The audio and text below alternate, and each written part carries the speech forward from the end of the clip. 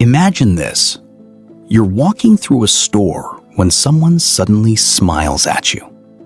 Hey, it's been so long. You recognize their face instantly. You remember they love coffee. You remember the strange story they told about getting lost on vacation. You even remember how they laugh.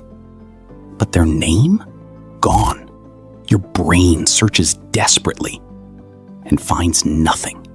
So you smile, hoping someone else will say it first. We've all been there. But here's the strange part.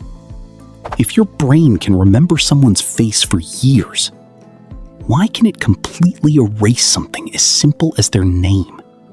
The answer isn't bad memory.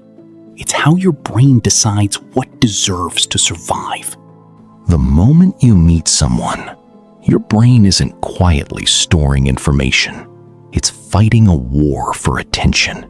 You're reading facial expressions, judging their tone, thinking about what to say next, wondering whether your handshake felt awkward, trying to make a good first impression. Neuroscientists call this working memory, the brain's temporary workspace, and it has very limited space. Now imagine someone says, "Hi, I'm Kevin." To your brain, Kevin is just a random sound.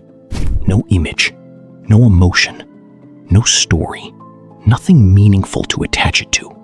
Without a connection, the brain quietly asks one question: will I need this later? If the answer isn't obvious, it simply lets it go. Scientists discovered just how strange this is in a famous experiment. Participants looked at the exact same photograph of a man. One group was told, "This man is a baker." The second group was told, "This man's last name is Baker." Days later, almost everyone remembered the occupation. Very few remembered the surname.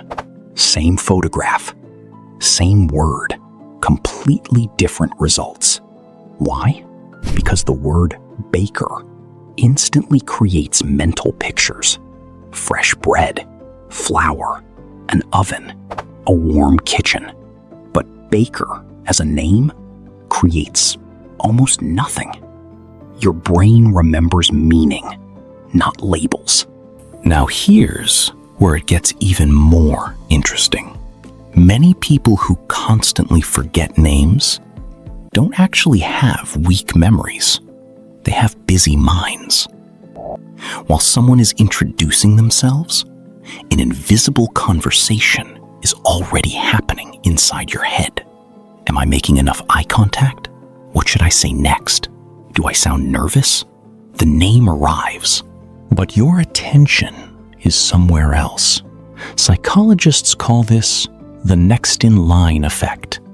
Research found that people preparing to speak often remember very little of what was just said because their brain has already shifted into planning mode. In other words, the name wasn't forgotten. It was never fully processed in the first place. And there's another reason names disappear so easily. Your brain isn't designed to remember everything. It's designed to remember what helped humans survive. Faces mattered. Emotions mattered. Trust mattered. Names? For most of human history, they weren't nearly as important.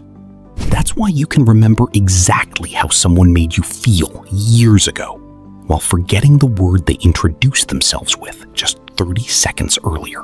Your memory is constantly making choices, not based on importance, but on meaning. The good news?